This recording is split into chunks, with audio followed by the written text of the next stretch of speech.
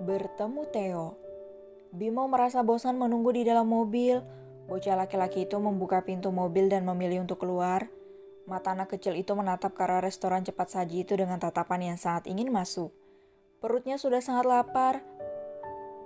Apalagi melihat foto ayam goreng yang ditempelkan di dekat pintu masuk. Sembari meneguk ludahnya, bocah laki-laki itu melangkah dan memilih duduk di atas rerumputan dengan mata yang masih menatap ke arah restoran. Dari arah jalan besar, tiba-tiba ada seorang pria yang sedang mengemudi mobil berwarna abu-abu memasuki area itu. Mobil itu berhenti tepat di depan Bimo. Kemudian pria itu membuka jendela kaca mobilnya dan mengeluarkan kepalanya. "Dek, kamu sedang apa di sini? Di mana orang tuamu?" tanya pria itu sembari melihat ke sekeliling. "Papaku kerja, Om. Aku di sini lagi nungguin Tante Nia dan anaknya makan di dalam sana." Bimo menunjuk ke arah restoran cepat saji. "Kenapa kamu ditinggal sendirian? Apa mereka tidak mengajakmu?" Bimo menggelengkan kepalanya dengan lemah. Pria itu seketika menatap Bimo dari atas sampai ke bawah. Pria itu sepertinya tahu betul seragam yang dipakai oleh anak itu adalah seragam sekolah elit, yang bisa dipastikan yang sekolah di sana adalah orang-orang kalangan kaya. Dia pasti anak orang kaya, tapi kenapa dia bisa ditinggalkan sendiri dan tidak diajak makan? Batin pria itu penuh tanya. Kamu lapar ya?" Pria itu kembali buka suara ketika melihat Bimo mengelus-ngelus perutnya. Dengan polosnya, Bimo menganggukkan kepalanya.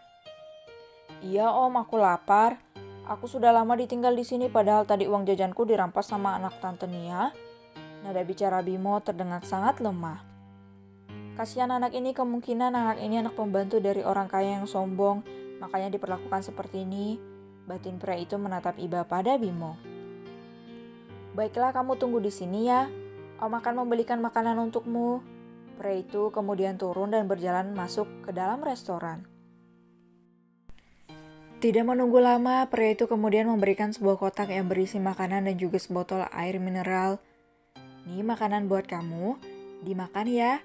Tapi Om tidak bisa menemani kamu makan karena Om ada janji dengan seseorang untuk makan siang ke restoran sebelah itu. Kamu tidak apa-apa kan Om tinggal?" Pria yang berparas tampan itu menyelipkan seolah senyum di bibirnya. "Tidak apa-apa kok Om, aku bisa sendiri, terima kasih banyak ya Om." Bimo membuka kotak makanan itu dengan mata yang berbinar bahagia. Melihat kebahagiaan anak itu, pria yang sudah membelikan makanan itu pun ikut senang. "Oh ya, nama Om itu Theo, jadi kalau kita ketemu lagi kamu bisa panggil aku Om Theo. Sekarang Om pergi dulu ya, kamu hati-hati makannya jangan terburu-buru." Sebelum pergi, pria yang ternyata Theo itu mengingatkan Bimo karena melihat anak itu yang makan dengan terburu-buru. Theo kemudian masuk kembali ke dalam mobil dan melajukan mobilnya menuju restoran yang memang tidak terlalu jauh lagi dari tempat Bimo. Sementara itu, Bimo berkali-kali melihat ke arah pintu restoran cepat saji dengan raut wajah takut. Ya, anak kecil itu takut kalau nanti Tania, Dito, dan Tristan tahu kalau dia makan. Bisa-bisa dia akan kena marah oleh wanita yang Bimo sebut Tante Iblis. Bimo merasa sudah kenyang. Dengan mata yang mengedar, dia mencari tong sampah untuk membuang sampah bekas makanannya. Setelah menemukan tong sampah dan dia sudah benar-benar membuangnya, anak kecil itu memilih untuk masuk kembali ke dalam mobil. Hal yang tidak disangka-sangka, di saat Bimo masuk ke dalam mobil, di saat itu pula motor Clara melewati jalan itu. "Kenapa sih mereka belum keluar dari dalam sana? Makan saja kenapa harus lama?" bisik Bimo pada dirinya sendiri. Setelah 10 menit menunggu, akhirnya 3 orang yang ditunggu-tunggu Bimo keluar juga. Tapi bukan dari restoran, melainkan dari toko mainan di sebelah restoran itu. Tangan Tristan dan Dito kini sudah penuh dengan mainan yang pastinya itu semua hanya milik Tristan. Ternyata ketiga orang itu kenapa bisa begitu lama? Mereka tidak hanya makan tapi juga berbelanja mainan. Mereka bertiga masuk ke dalam mobil dengan perasaan tidak bersalah sama sekali. Bahkan tidak ada yang menyapa Bimo. "Jauhkan mainanmu dari anak pungut itu sayang. Bisa-bisa dia nanti akan mencurinya." Lagi-lagi Tania mengeluarkan kata-kata yang menyakitkan hati. Clara berjalan masuk ke dalam sebuah restoran tempat dia janjian dengan Arumi. Mata wanita itu mengedar untuk mencari meja tempat Arumi dan pria katanya yang bernama Theo itu. Hai, apa kamu yang bernama Clara? Seorang pria berpostur tegap dan tinggi menyapa Clara hingga membuat Clara terjangkit kaget. Iya, Anda siapa? Kenapa Anda bisa mengenalku? Alis Clara bertaut curiga. Oh, kenalkan aku Theo, kakak sepupunya Arumi. Pria itu mengelurkan tangannya dibarengi dengan senyum lebar dan manis, hingga menambah ketampanan pria itu. Oh, jadi kamu yang bernama Theo. Aku Clara. Clara menyambut tangan Theo dan tidak lupa juga membalas senyuman pria itu. Di mana Arumi? Tanya Clara kemudian sembari menoleh ke kanan dan ke kiri untuk mencari keberadaan sahabatnya itu. Pria bernama Theo itu seketika kembali tersenyum sembari menggaruk-garuk kepalanya yang tidak gatal sama sekali. Arumi tidak jadi datang, katanya dia tiba-tiba ada pasien yang harus secepatnya dia tangani.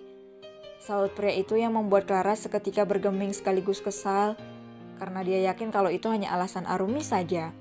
Sahabatnya itu hanya ingin memberikan kesempatan pada dirinya dan kakak sepupunya itu untuk saling mengenal. Apa kamu keberatan kalau hanya kita berdua saja yang makan siang? Theo kembali bersuara menyadarkan Clara dari lamunannya. Oh, tentu saja tidak, sahut Clara dengan gugup. Kalau begitu ayo kita duduk di sana. Pria itu menunjuk ke arah meja kosong yang memang sudah dia tempati sebelumnya.